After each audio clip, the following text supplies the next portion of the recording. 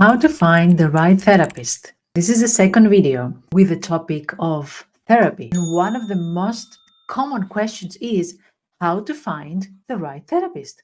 Because not everybody is a right therapist for us. I'm telling you, I've also been in this search for the right therapist. And in the beginning of my first therapy back then, and I found one that I really connected with, and we did a really good job. And then I had to change, and then the second one was not the right therapist. So it's an ongoing search sometimes. Okay.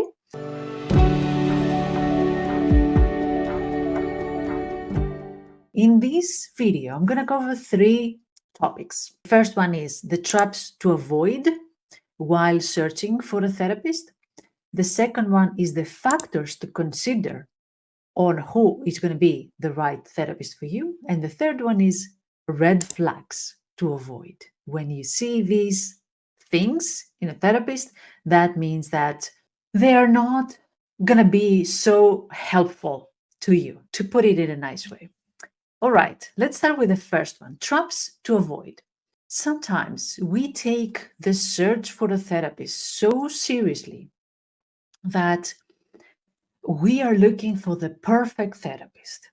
We are spending months in reviewing websites, testimonials, Google business pages, asking people right and left, all the time.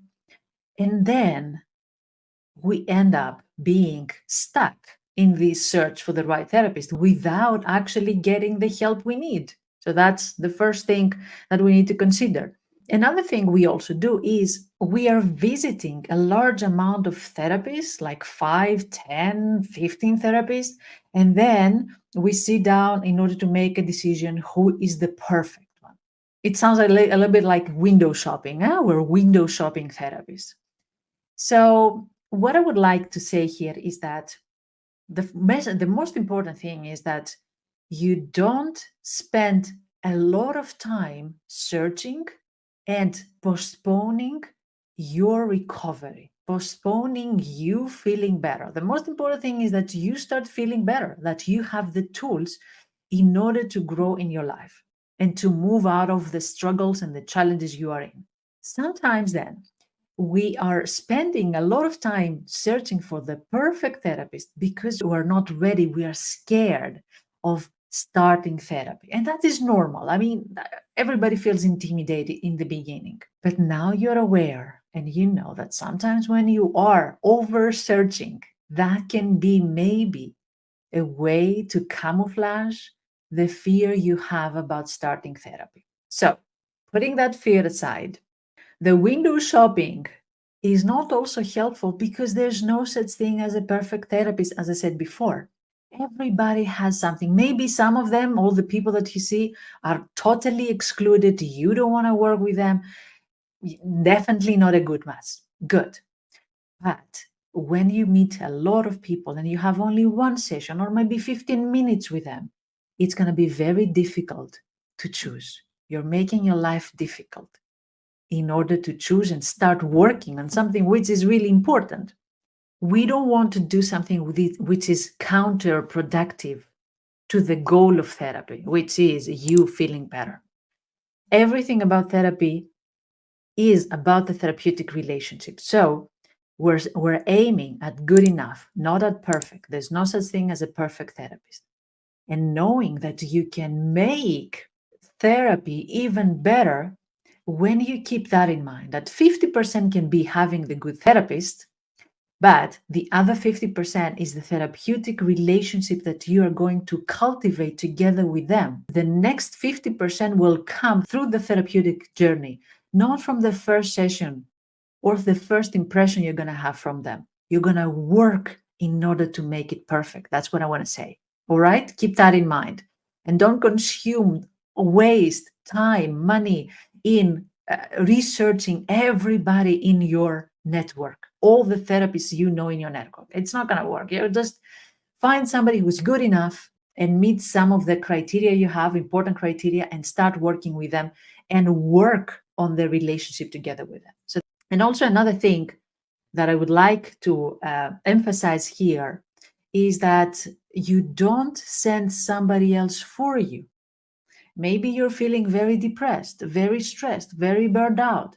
And it's better if your partner will visit the therapist and they will arrange the session for you and they will find them for you. I know that it's difficult to collect your energy and look for your therapist, but keep in mind that this is your journey. You need to be the one making the final decision. You need to have the first contact with your therapist. You need to set the goals together with them.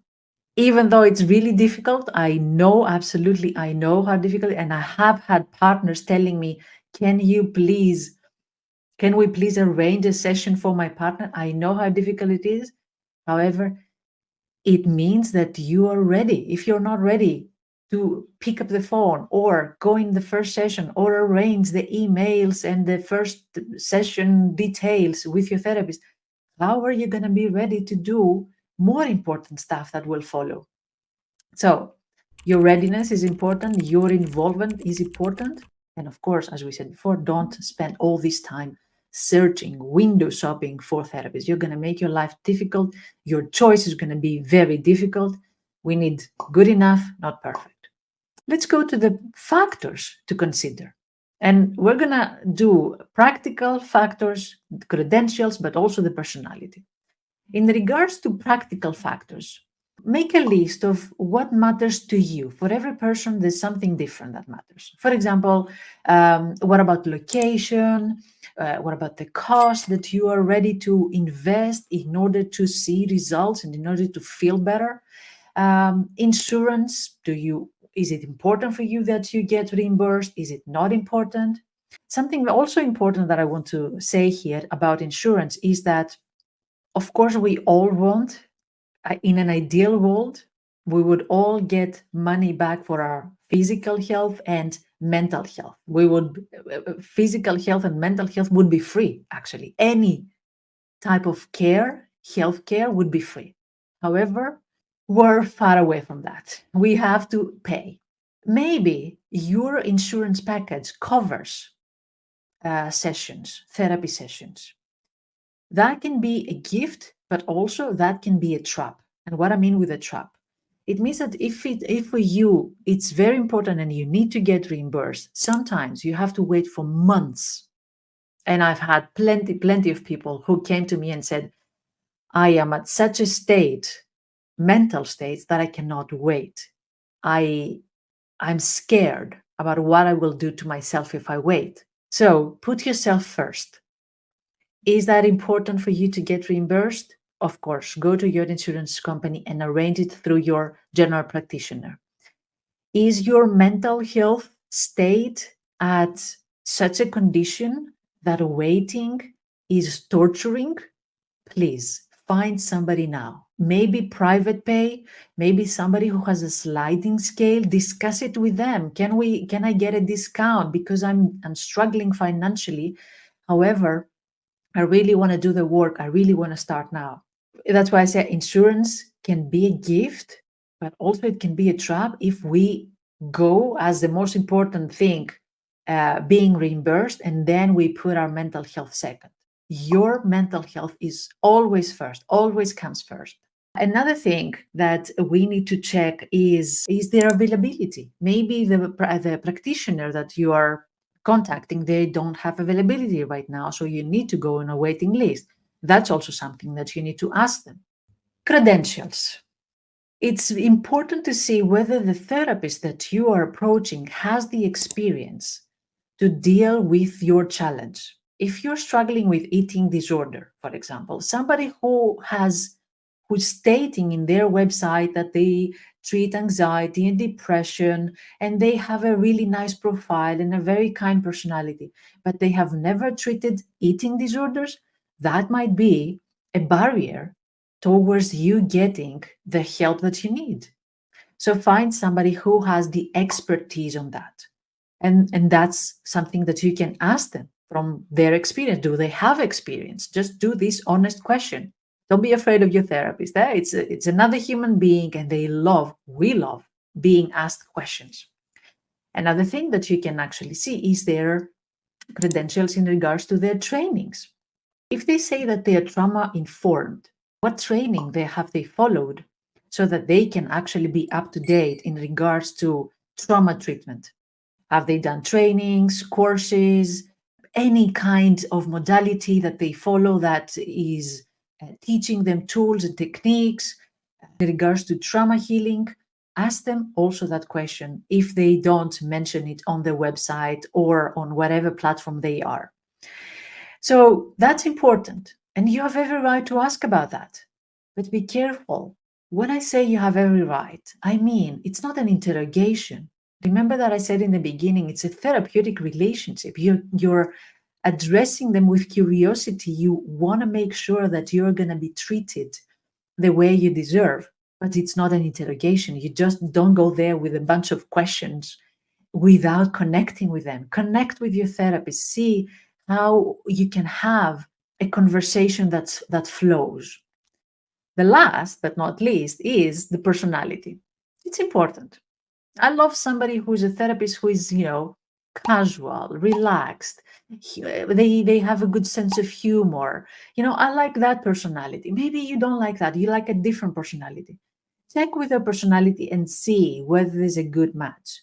Sometimes we also confuse professional with rigid, professional with strict, professional with disconnecting. So you see somebody and you think, oh, they're professional, but maybe their personality is too rigid.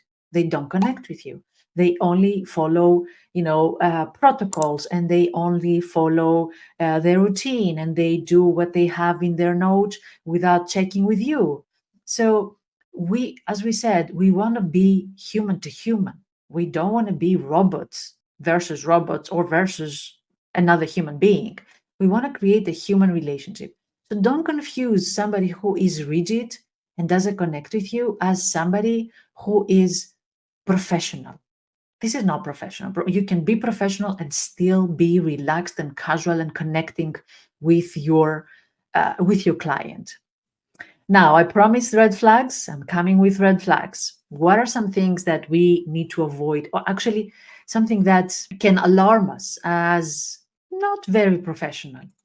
So, the first thing is when you see that your therapist is switching roles, instead of you sharing information from your personal life and they are listening and they're working on your life, they actually start sharing information about their personal life. And not just sharing information as part of the normal self disclosure that sometimes we do, but it has a very specific goal and it aims to instill more compassion and more humanity. I'm talking about them introducing you into their struggles, into their own world. You know a lot of things about their family, and you actually don't see the connection. How is that connected with what you just shared or your struggle? That must, leave you a sense of awkwardness. You hesitate to leave the therapy with them, not because you get what you want from therapy, but because it feels like you are friends. It feels like you are abandoning a friend. If you have this friend feeling, like I know as much as you know about me, maybe that's a crossing of a boundary that shouldn't have been crossed. Also, if you feel responsible of taking care of your therapist's feelings and needs, that's exactly the same boundary that's been crossed because they share too much of their life, too much of their struggles. You feel that you have to accommodate that feeling and these needs, and that should never happen. That's a boundary that should never happen. Another part of the therapist personality that can be a red flag is their attitude towards your life and your vulnerabilities, weaknesses, or mistakes. When you see that they exhibit verbal or non-verbal cues of judgment, like for example, they're rolling their eyes or they're huffing and puffing, and they don't understand you, they don't validate you, they look at you with contempt. If you notice these cues, that's not okay. The therapist should give you unconditional approval, unconditional love, unconditional acceptance. You should not be leaving the session feeling criticized, ashamed, or patronized. And that's something that we also need to take into consideration if it happens. Another thing can be crossing boundaries in regards to the kind of relationship we have. For example, if the therapist is flirting with the client or is allowing the client to flirt with them or to have romantic feelings with them. I don't say that this may never happen. Of course, we're human beings. It's possible that it may happen. But if the therapist allows that to happen, that can be also another boundary being crossed. If they allow you to exchange personal messages between sessions, if they prolong the session time, it doesn't have to be to do with the romantic feelings, but if they prolong the session time, if you have an hour meeting, but then they keep it 1 hour and a half without asking you, without asking for your permission, all these boundaries of not having a clear relationship with clear boundaries is a big red flag. Another thing that you can notice, and maybe that's something that you cannot notice from the first session, but as sessions proceed, that's something that you can see. If the therapist is coming unprepared, which means that they don't remember what you did last time. If they don't remember what you did last time, it means that they haven't read their notes. They haven't prepared for this session. They haven't worked their part for your therapy session. If they don't remember, if there's no continuation, one time they focus on one area and the other session they're focusing on a different area without any consistency. That might be a sign of poor preparation, lack of treatment planning, and insufficient note taking. And of course, that will make you feel unseen and unimportant. That's the most important thing that we need to focus here. The fact that you will feel unimportant. And of course, it makes sense if you lose your motivation to continue therapy. Another thing is that we need to address is the emotional avoidance. When you see that the therapist doesn't explore and address underlying feelings and emotions, they will stay on the cognitive part, they will stay on the intellectual part, they will do a lot of cognitive exercises with you, but they will be afraid to confront something, an emotional challenge, to dig deeper. That's another sign. And last sign, lack of reliability and safety. When the client is forgetting sessions or canceling sessions, and I'm talking about consistently, so if it happens only once, I mean, we are human beings, as we said. But if they don't take into consideration your schedule, your needs, and they always plan last minute and they cancel or they forget, and they don't seem to actually acknowledge the impact that this rescheduling has on your mental health, that's of course a compromised therapeutic relationship and very undervalued. And it's not going to be a therapy base for you anymore. So if any of these happening, it's important that you first discuss it with your therapist. Talk about it with them. Remember, we said the 50% is what you create with your therapist. Talk about it with them. Why is this happening? If you feel that this is something that can never change, I can understand how you feel that there's no point in discussing it. But you are already growing as a person if you are discussing that with your therapist and telling them what you don't like and see what will happen from their side. If they say that's the way I work, maybe it's your problem, or maybe you need another therapist, you got your answer. But at least you know that you tried, you didn't avoid, you didn't repeat patterns of the past. Remember, the relationship you built with your therapist is the relationship you have with important people out there.